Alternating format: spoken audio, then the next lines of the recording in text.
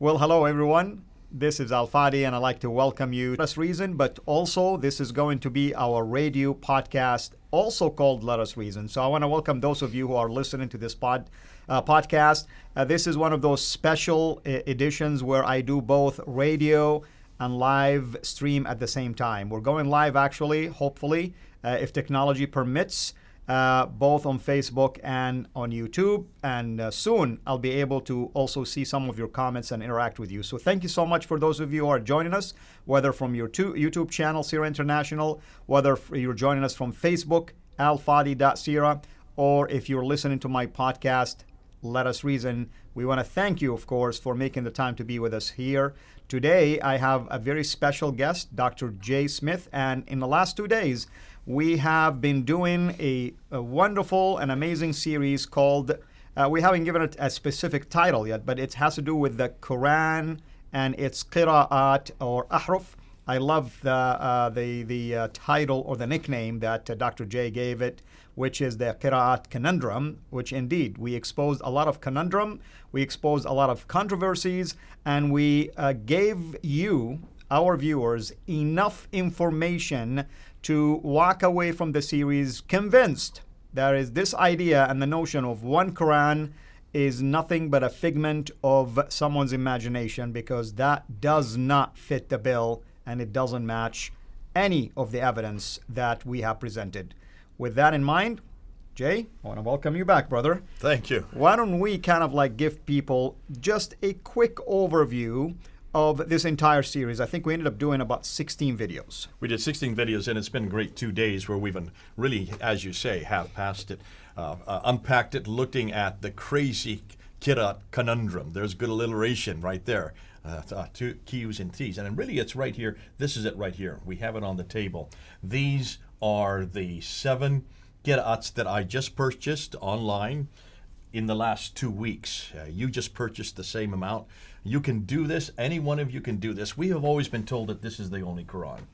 This is it. This is the one Quran, this little blue guy. And we've been told that this guy is the same as that which is in heaven, is the same as that which was revealed to Muhammad in that 22-year period, is the same as that which was compiled in its complete form at the time of Uthman in 652, and is exactly the same, every word, every letter, in some cases even every dot.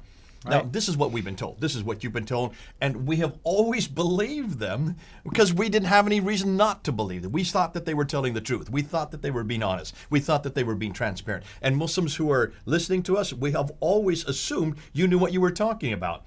Until, of course, we came across, when I say we, it really wasn't we, it was Hatun Tash, who came across these numerous Qurans in North Africa when she was visiting there by accident.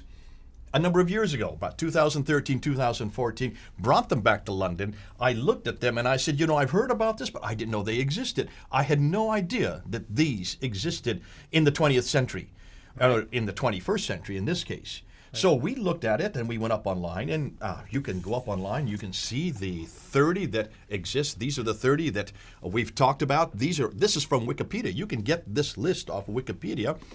These include the Magic 7. These are the Divine 7, not just any 7. The Divine 7 Qira'at. Qira'at, and Yes. these are the first 7. And then you have another 3 that were added. So those are the best of the best, the creme de la creme of the 10 Qira'at that all the Muslims do know about. They do know about this. They've just not looked into them in very deep. Right, and the first 7 were officially canonized in the 10th century. 936. Right, and the by Ibn Mujahid. last 3 by Al-Jazari in the 1429. 15th century, 15th basically. century. So by the time of the 15th century, all 10 had been canonized. All 10 were considered to be divine. They were not divine by those who first chose them. Ibn Mujahid never considered them to be divine. He didn't even consider them to have come from Muhammad. But the next century, in the 11th century, they then focused on this because there were so many that were coming up. There was so much dispute about the many that were coming up that they decided to use Mujahid 7 create a divine status for them in that Right. they have always existed, they all exist in heaven, and then gave them and attributed them back to Muhammad himself. Because we have the story in Al-Bukhari that there were 7 different readings. So those are the 7 readings that Right. Muhammad received. The problem is, take a look at the names. Nafi is from Medina. When did he die? 785. Ibn Kathir is from Mecca. When did he die? 738. So at least you would expect, at least using the logic, the fact that the Quran came from Mecca and then later from Medina, that at least these 2 names should be the common ones used You today. would think, because that would be the Qurayshi. But they're not even the earliest. The earliest is Ibn Amir, this one right here, From Damascus. from Damascus. What a Way up coincidence. north. That has nothing to do with the Qurayshi dialect. Right. In fact, everyone after that, Ibn Amr from Basra, Asim, Hamza, and Al-Kasai from Kufa, that's Iraq. So of the 7, 5 of them are not from Mecca, are not from Medina, they are not Qurayshi. They are the corrupted scripts. These are the corrupted dialects. Now we've unpacked this. We're going to be putting them up on your site. We'll be putting them up on Fander Film as well. When you look at them, when you unpack them, you see that these are the wrong books. Take a look at this one here. I just want to show you Ibn Amr. We have him right here at the top, near the And top. if you can give me a second to my beautiful team, I just want to find a way to be able to see the comments, folks, at some point. So please do what you can. I'm just giving you advance notice here. Qira'at Ibn Amr.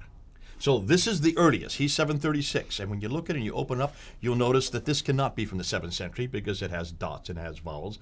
These are added possibly in the early 8th century. And the fact that they have dots and vowels means it's a much later script. Right. Exactly. They do that because initially the Quran was written without dots, without diacritical marks, and that's why they come back and they add these things later. So we just wanted to ask this simple question. Why in the world was this guy chosen then?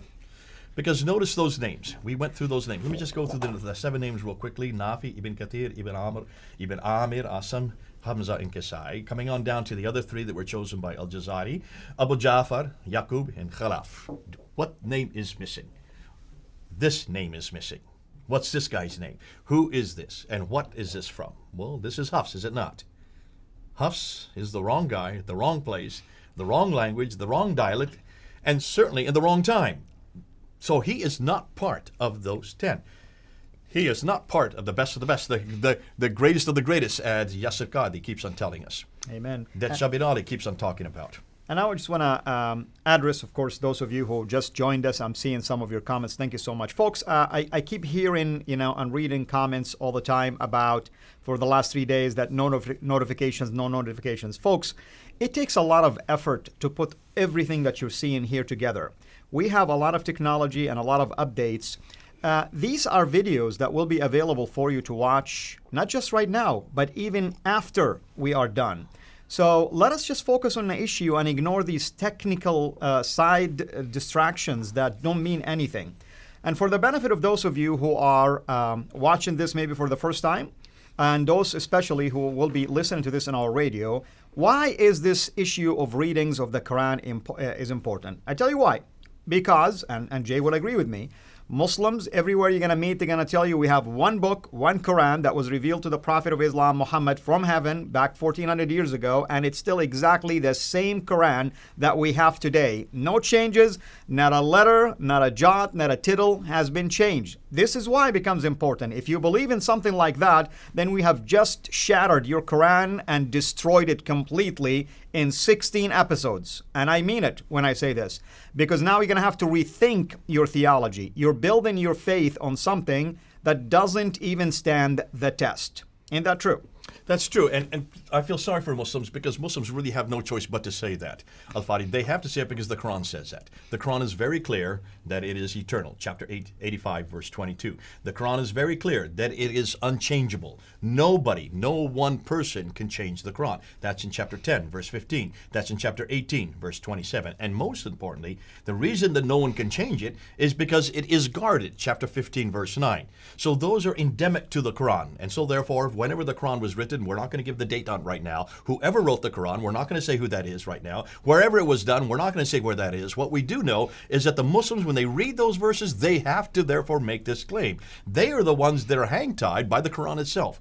And because of the fact they are hang-tied by it, you hear this claim over and over and over again. So when Yasser Qadi went to Yale University and suddenly he found out what we're telling him right now, what we have in these 16 episodes, that there are multiple Qurans. Not one of these Qurans is the same. These are all Arabic Qurans. They do not correspond with each other. I just want to show you these two right here. That is the Hafs Quran. This is the Warsh Quran, the two most popular Qurans today. These two right here.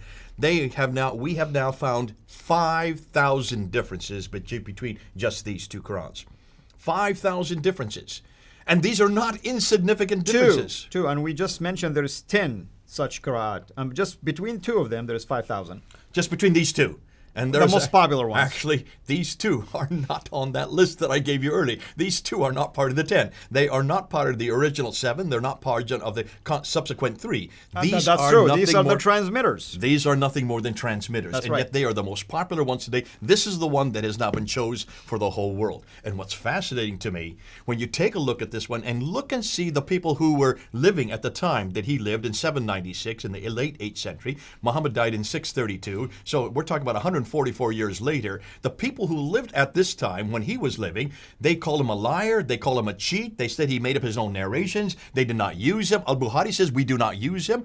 You can see that even those people who came after him in the 9th century, they would not use him. So why in the world are Muslims using him today?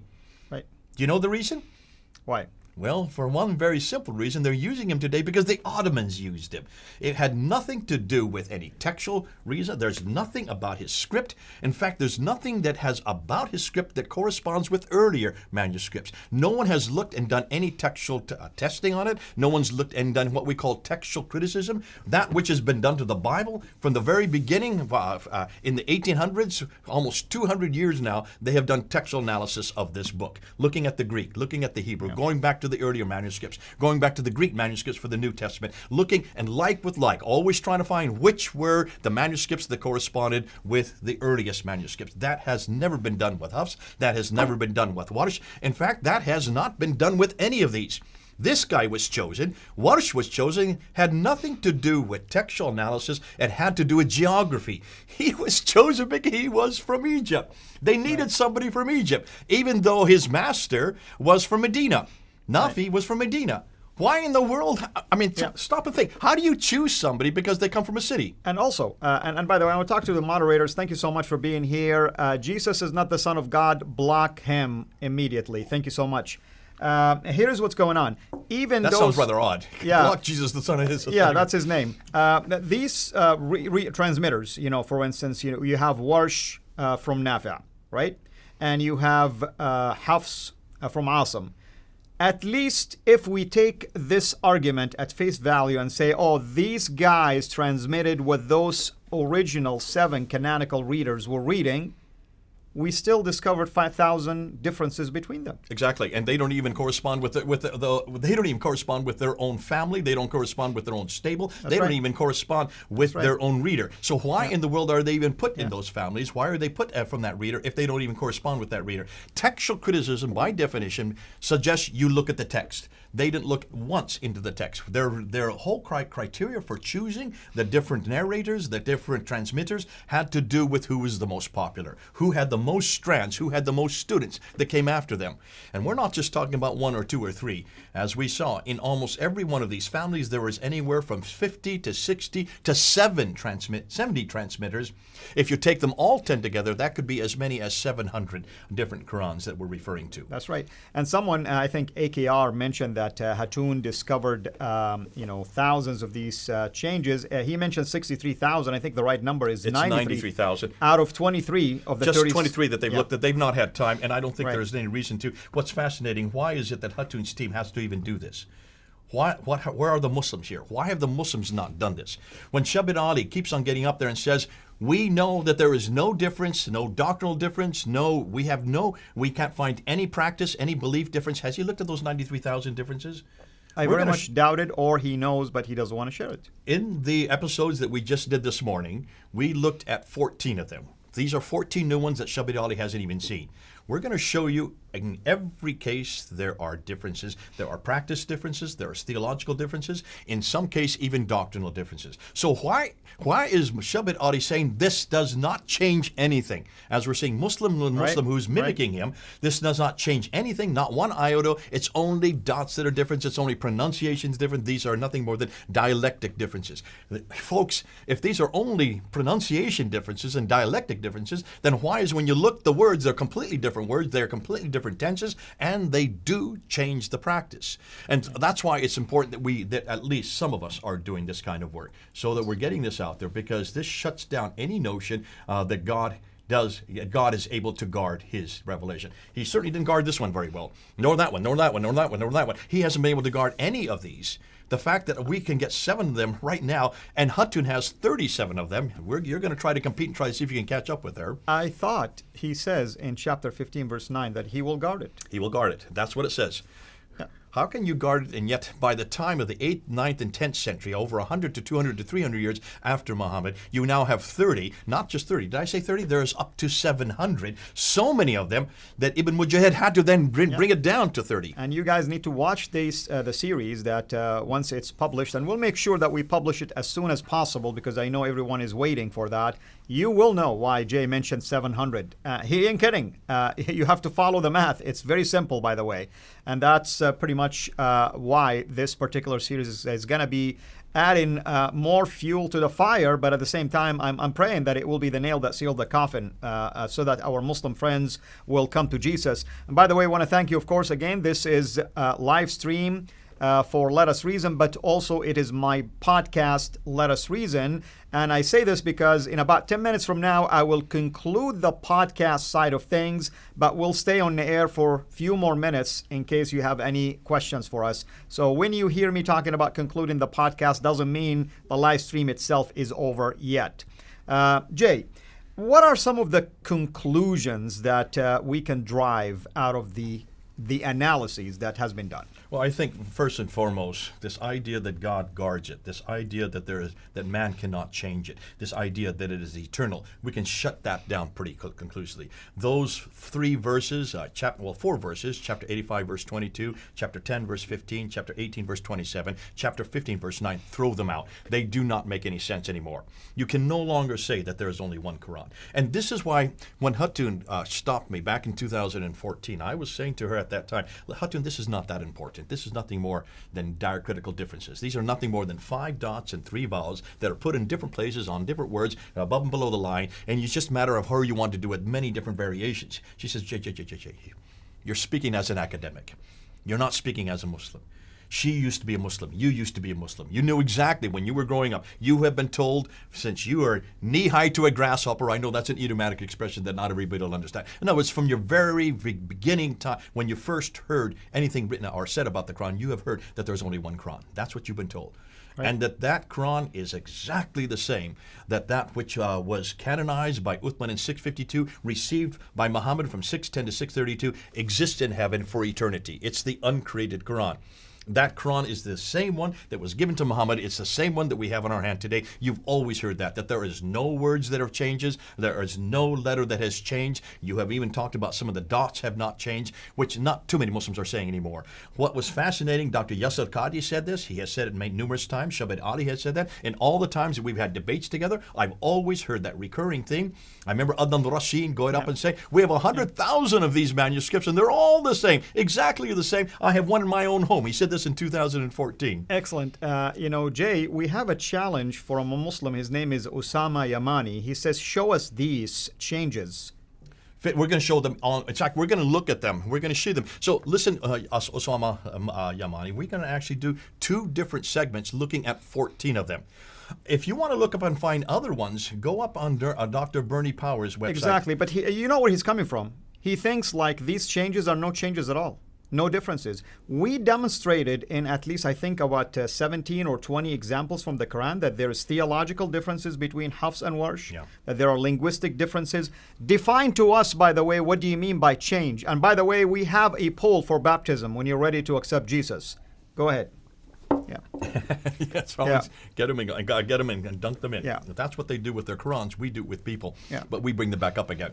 And that's the beauty of it. We don't throw them in the water and leave them there. We actually bring them up so they're saved in Jesus Christ. Amen.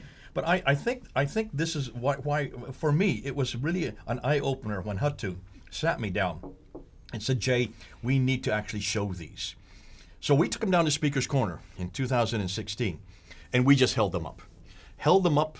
Showed the whole world. There was Muhammad Hijab. He was right there in the audience. He was shocked. You could see he didn't know what to do, and his only recourse is to pull everybody out. And he said, come on, leave. You can see him up there in the video. Go up and look at the video. We put it up about a month ago. You can see he's That's pulling them. 2016. That happened in 2016, 4 years ago.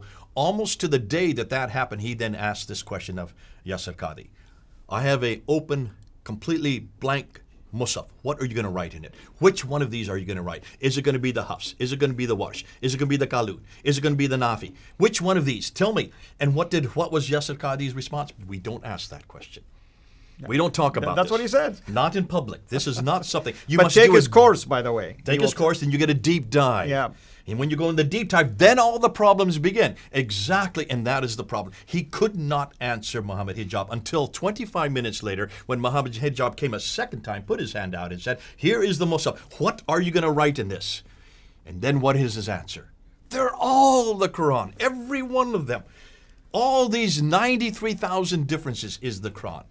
He says, you mean a little bit of Hafs, a little bit of Wash, a little bit of Qalud, a little bit of Nafi, a little bit of Ibn Kathir. You just keep and mix them all up, and that's the Quran.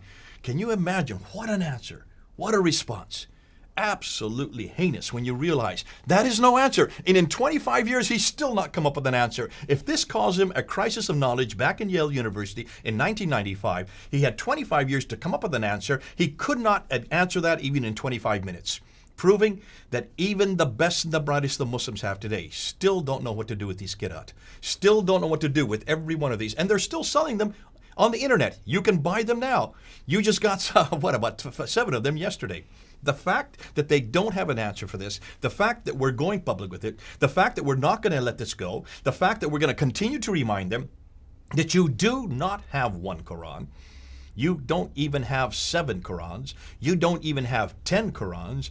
You don't even have 30 Qurans. You could have as many as 700 different Qurans that have been in existence since the 8th century. Notice I'm not saying 7th century, because they only begin to appear. Follow the evidence, Jay. You just follow the evidence. This is the first of all of them.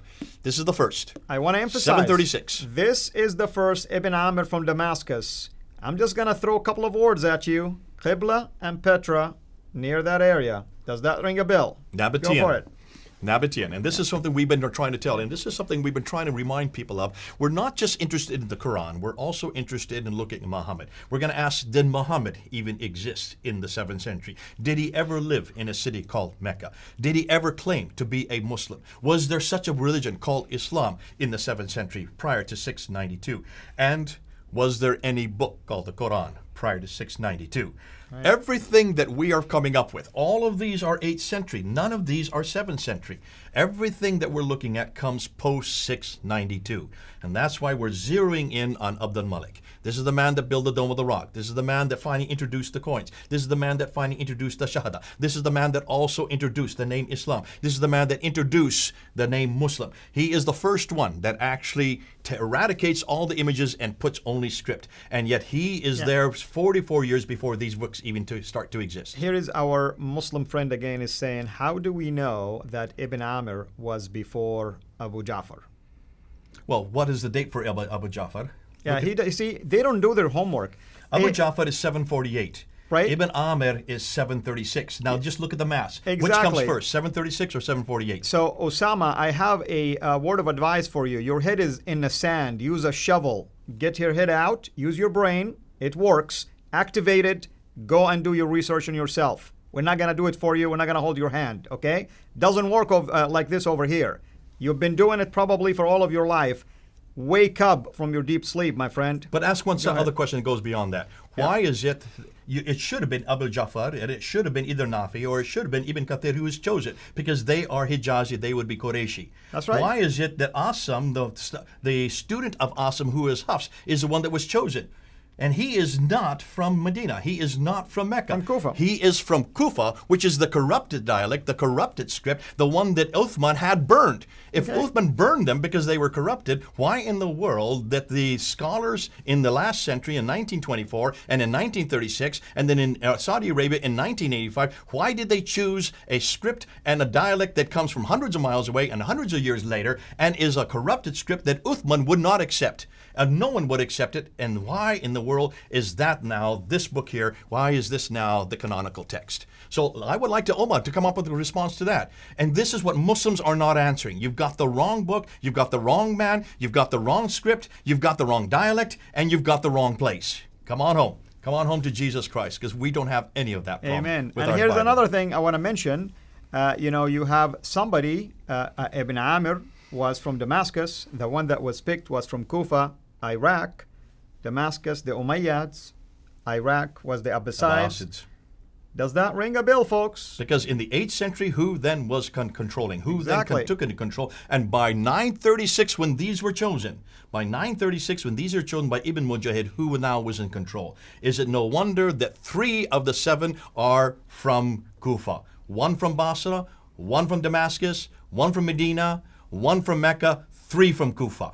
The majority are from Kufa, proving that this is a political statement, that this is for political reasons. This had nothing to do with textual irascibility. This had nothing to do with credibility. It had nothing to do with whether or not even these came from Muhammad. But did you notice? Look at the dates. We keep on reminding the dates. Not one of these Qurans is from the 7th century. Amen. They are all from the 8th century, 100 years later.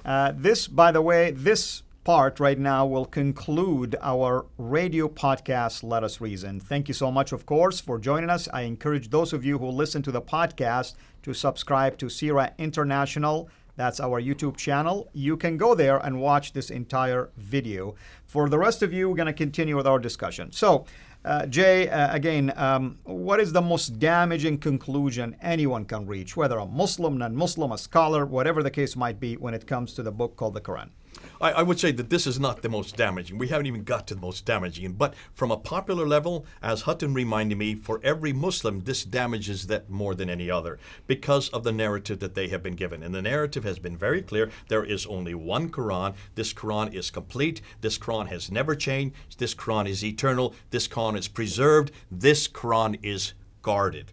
And if that is the narrative you've grown up, we have just shut down all 5 of those. It is not complete. It has been changed. It has never been preserved. It's certainly not guarded. And because of those 4, it cannot be eternal. So we've shut down all 5 of those in these 16 episodes that we have just done in the last 2 days. Yeah, here's Usama, by the way. He's saying Abu Ja'far, Ibn Amir, Asim, Ibn Kathir all lived in the 7th century. Okay, then look what their dates are. If they lived in the 7th century, let's look at the dates they died. I don't know where he gets his information from. Folks, put him on timeout, please, because he needs to go and do his research. Let's just go through it. Nafi died in 785. Is that the 7th century? He doesn't even know what 7th century is, actually. Okay, they may have been born in the 7th century.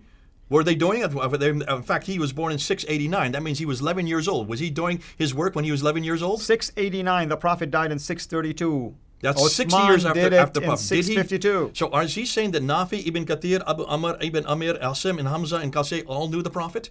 Not one of them knew the Prophet. Let's look at the dates again. Remember, Al-Qasai was born in 737. When was Muhammad die? 632. That's 100 years before he was born. So how can he say these things? Hamza al-Zayyad was born in 696. He was only 4 years old in the 7th century, and he died in 772. Look at Asim. He was born in 700. That is not the 7th century, and he died in 745. So in every one of these cases, they may have been born in the 7th century, but they did not do their work when they were 4 years old. They did not do their work when they were 11 years old.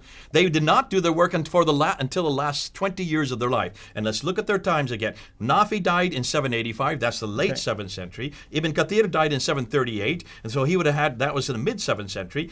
Abu Amr died in 770. That's the late 8th century. Ibn Amir is the earliest, and that's 736. He did his work between 716 and 736. That, folks, is 80 to 100 years after Muhammad. Well, I hope our friend just know the difference between 7th century. Well, then he's asking, how do we know which is early? If he didn't know the difference between 748 and 736, which comes first, then it's obviously he doesn't know his mathematics. Absolutely. But rather than waste time on these kind of dates. Moderators, Moderators, please block this person right away. Thank you. Go ahead. I think it's important that Muslims are trying to deflect. You can see why they're exasperated. The fact that they're making these kind of comments, the fact they're making these kind of questions suggests to me that this is desperation. And I would be desperate too if I were in their shoes. Listen, I can understand their anger. And their anger is going to be against us. We're used to that. I'm used to it. I've been at Speaker's Corner for 25 years. That's the one we're blocking. Go ahead. But anyhow, the fact that he has these kind of stupid questions, the fact that he's trying to say that he knew Muhammad. Listen, that idea that he knew Muhammad was only introduced in the 11th century. Not even Mujahid would have made that claim. Ibn Mujahid never claimed that these 7 knew Muhammad because he knew the dates. Right. He would not make that stupid a claim. The fact that this was only introduced in the 11th century suggests to me that there was some political reasons they had to do this, but they forgot to erase the dates. And if you're going to forget to erase the dates, then don't make the claim. And that's what they do. They come to these shows intentionally just to distract you from the main issue. He knows there's a problem. He's not really oblivious to that. But the way they try to dilute the issue, they come up with claims like this. They're all in the 7th century. They were all witnesses to everything. Well, the data that you have comes from Islamic sources. This is Wikipedia. I got this off of Wikipedia. I wanted to get it as simple as possible. We've got a lot of this from many other writers, but I wanted to make it as simple as possible so that anybody has access to this. So don't trust me. I could be lying. Please, please, please, you go up to Wikipedia, put Qira'at, and then just look and see who these Qira'at writers are. Realize that the first 10 go from 736 up until 844. So we're talking about the beginning of the 8th century up until the mid-9th century. But they're not chosen until 1429. That is the 15th century. That is almost 800 years after Muhammad. So you can see the fact that they're not chosen till the 15th century suggests to me that this is a much later rendition. And that we're not even talking about the transmitters. We're not even talking about the narrators. We're not even talking about the rawis who come after. What is fascinating to me, though, is that Muslims are still going to make these claims, like he just did, that these are the ones that Muhammad received. Remember, according to Al-Bukhari, and it's Al-Bukhari that tells us that he received 7 readings, that he received it from Jibril. When did Al-Bukhari die? He died in 870. This postdates, this is another century later. After all these transmitters, then you get Al-Bukhari. So he is talking about something that happened 240 years earlier. How did Al-Bukhari know that these 7 existed? Was he living there in that century? No, he died in 870. That's 9th century, late 9th century. But his story about these 7 readings, Muslims today believe are these 7 right here. These cannot be those 7. We're repeating again. Just look at the dates. And that's why in our broadcasts, we're going to put up a timeline there. Just remind Muslims, look at the timeline. Always look and place them on a scale. And you will see that this is absolutely impossible historically. But I can understand why Al-Bukhari made that mistake. Because Al-Bukhari, living 240 years later, did not realize what was happening in the 7th century. More than that, he was hoping that these 7 would make that mistake, that would help him, because in the late 9th century, there were dialectical differences. There were different recitations. Not in the 7th century. Remember, how could Muhammad have received 7 recitations, 7 different dialects, and he only lived in Medina and Mecca? Right, exactly. And I'm going to get back to my moderators. Moderators, it's Osama, O-S-A-M-A Yamani. That's the person we're talking about. Here's what's going on. You have people that have no relationship whatsoever with Muhammad. Uthman never, by the way, got any authority from Muhammad to go ahead and choose which reading, for instance. He chose the Qurayshi reading. Omar, for instance, when he advised Abu Bakr to go ahead and do the collection, Zayd ibn Thabit was nervous. He says, how can I do something that the Prophet himself did not authorize? You get to Ibn Mujahid, and apparently whatever Omar tried to do to control the dialects didn't work. What Uthman tried to do. Yeah, Uthman, it didn't work because it took from the 7th century until the 10th century to have so many that he was forced, Ibn Mujahid, to select 7, whom he even said they're not even canonical, or at least divinely inspired. And then later on, we get to 15th century, and we still have the same problem, evidenced by the fact that 3 more were added. 3 more are added. And this is something that Muslims need to acknowledge. This is not something that's new, that they've just made up in the 20th century and the 21st century. This has been around for 1,000 years. That's right. Ibn Mujahid died in 936. We're now in 2020. That's over 1,000 years ago. Within 100 years of his death, they had made these 7 divine. Within 100 years of his death, they had made these seven that they were part of Muhammad's entourage.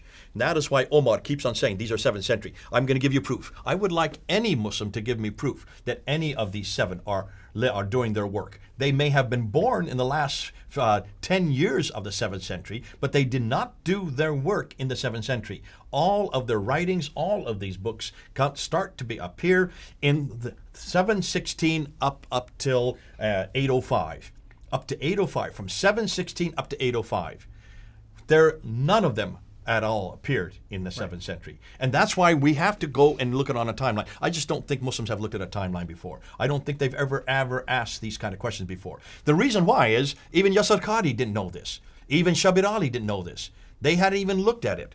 Though they make lots of claims, and you can hear Muslims making claim after claim after claim, but they cannot support the claims that they're making. And that's why we're saying you can no longer make claims again. We're going to hold you accountable. Right. Because we hold ourselves accountable. We do that. We have always done this with the Bible. We have also thrown redacted criticism, source criticism. We've done literary criticism. We've done all of the criticism against the Bible, and the Bible has passed every one of those tests. Amen. For the first time now, we're throwing it against the Quran, and look what kind of response we're getting. Idiotic responses.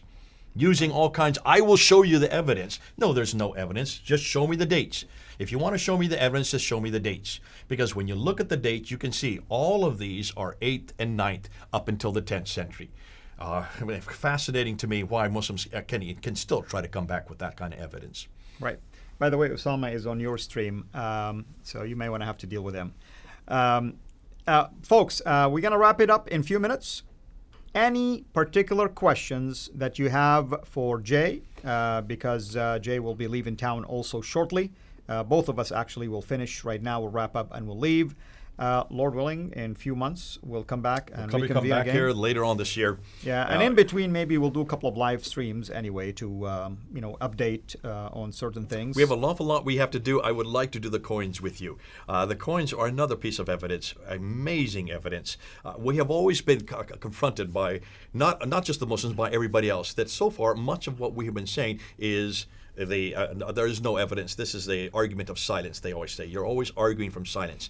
No longer are we arguing from silence. This is not silent. These are absolutely vivid. You can see these are nothing that we didn't create these, we didn't write these, we didn't publish these, we just bought them off the internet.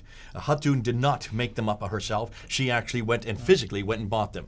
And because of the fact that these are evidence not from silence, these are evidence from much later century, the Muslims now are going to have to show us the evidence. And what we're going to say that every one of your arguments about who Muhammad is, every one of your arguments about who Abu Bakr is and who Umar is, who Uthman is and who Ali, these are now arguments from silence. So we have 2 questions here, folks. If you can slow the screen in front of me. One question by Dud D. Excellent question.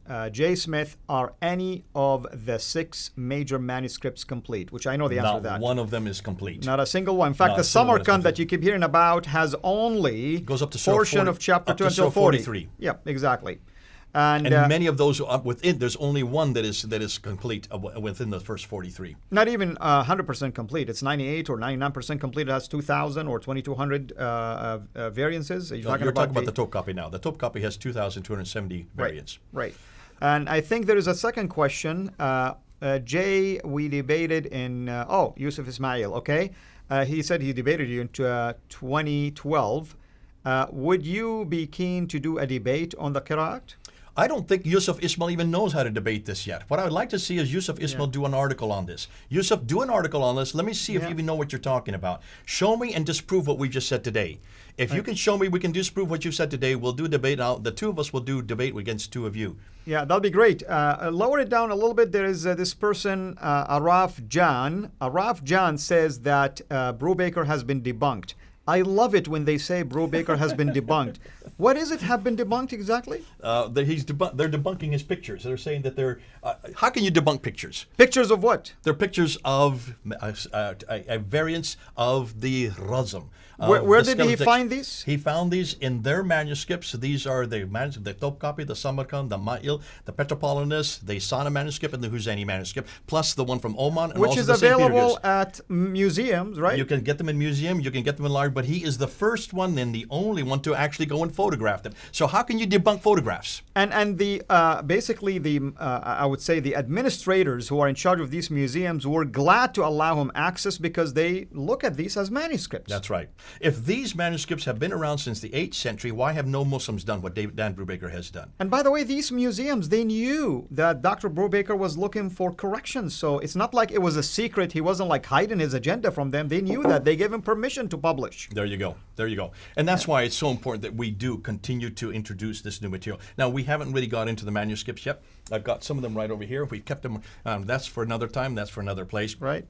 I would love to get into the manuscripts, and I've been saying, everybody's saying, hold off, because we need to do with the Qira'at first. The Qira'at are so much more important because they're on a popular level. Yeah, I think Autistic Boy is asking, are Hafs a Qurayshi dialect, Jay? I think you didn't hear what Jay was saying, by the way. Jay said no. No. Hafs supposedly was a transmitter of Asim, who supposedly was from Kufa. Not supposedly, he is from Kufa. I mean, that's not what I'm saying. I mean, no one's questions that. Let's assume, that there is any questions about that. He still is not from Mecca or Medina. Listen, there are only 3 of the readers that would be Qurayshi. One would be Nafi, the other would be Ibn Kathir, and the third one would be Abu Ja'far. Then there are, I think, let's say there's only 5 of the narrations that are from that would be Qurayshi. One would be Qal'un, the other one would be Al-Bazi, then would be Kunbul, the other 2 would be Isa ibn Wardan and Ibn Jumaz. Those are the other 5. So when you put them together,